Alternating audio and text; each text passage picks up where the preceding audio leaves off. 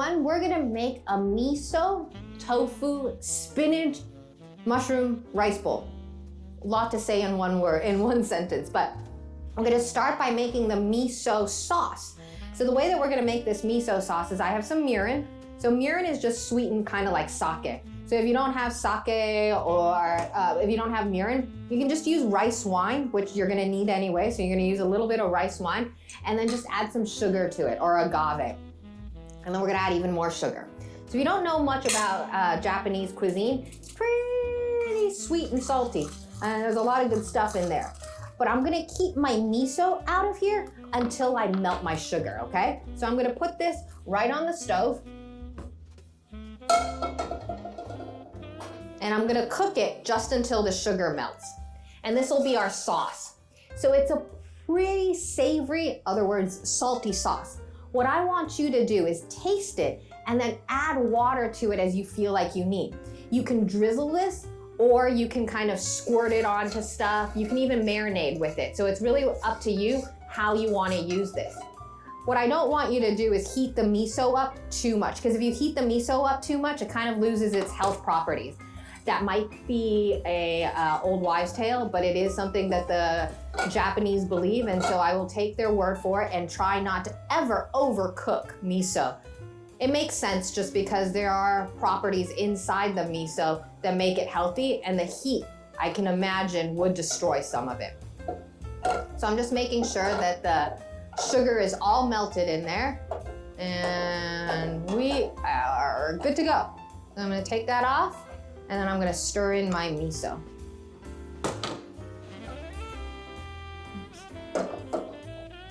And let that sit. And it'll slowly dissolve into it.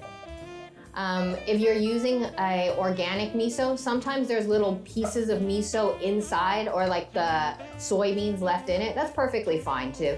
It just adds a little bit more flavor to what it is that you're making. So I'm gonna set this aside, and when we're done with our miso, when we're done with our bowl, we will take this out and drizzle it on top. So I'm gonna set that there. All right, so other parts of our great miso bowl. We got our tofu. So for our tofu, I have firm tofu. Dry it off, but you don't have to squish it and put it in between paper towels. You don't need to go that far with this one. I'm just gonna cut them into thirds and then thirds again. So I'm making little squares out of it.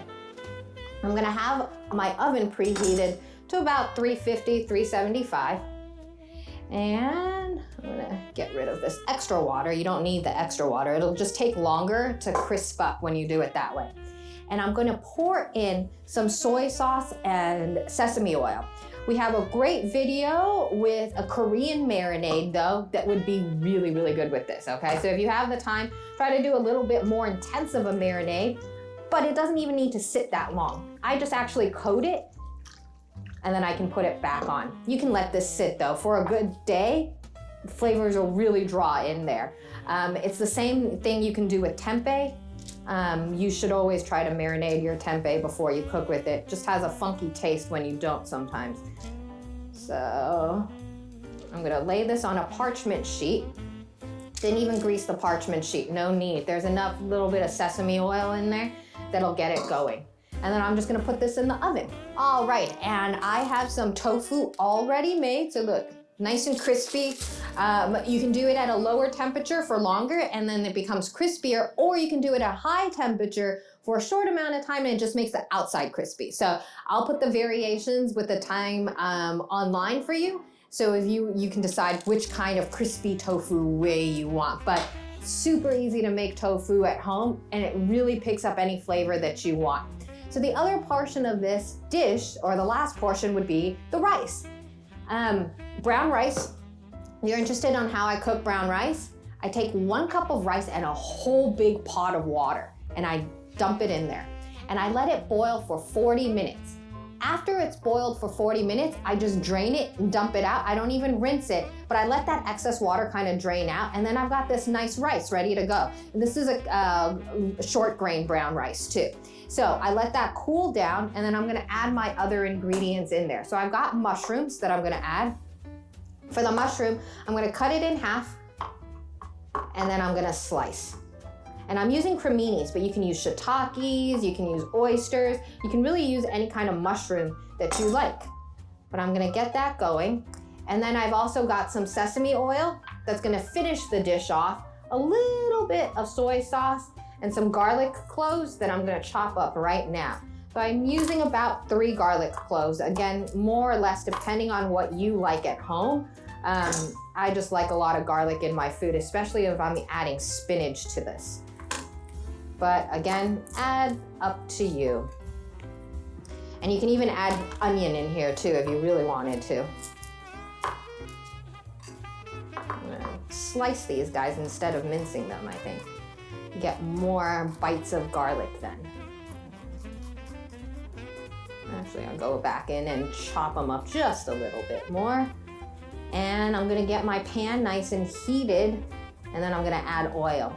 You can do this in a non-stick pan if you're worried about the rice sticking, but if you're confident in your cooking skills and timing, you should be able to do it in a regular pan, stainless steel, with the right amount of oil and the right amount of heat. So I'm gonna show you. All right, so I'm gonna heat this pan up first.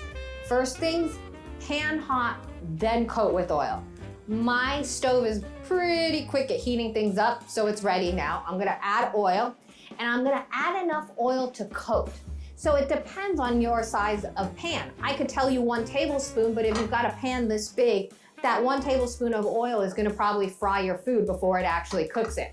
So I just need enough oil to coat the pan. So I'm just swirling it around, just like that.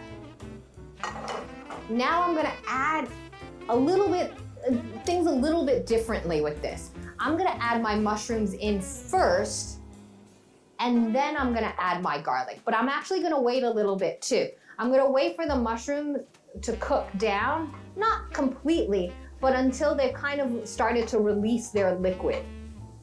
There's a little bit of liquid inside of mushrooms that we wanna render out, because if we don't, it just makes everything else soggy. The other thing, we're gonna garnish with a little bit of scallions at the very end, okay? So there's not much more involved with this. It's just we're gonna make sure that we build these layers of flavor with the mushroom, spinach, and brown rice. All right, I think we're there. So what you're looking for is that kind of like, if you can hear it, it's funny because it's kind of like a squeegee. But that's what we're looking for, that liquid to kind of cook out. So it almost makes the mushrooms look a little bit slimy. That's what we're looking for though. So we're gonna add that. Now I'm gonna add my garlic. And now I'm gonna add my rice. I'm gonna add my rice inside. Give it a good quick stir. So this is where you need to act pretty quickly if you wanna make sure that especially if you're using like a stainless steel pan and not a non-stick, okay? Just doing that enough to heat up.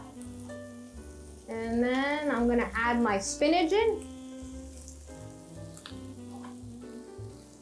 Not with the garlic peel, hopefully. I'm gonna add my soy sauce.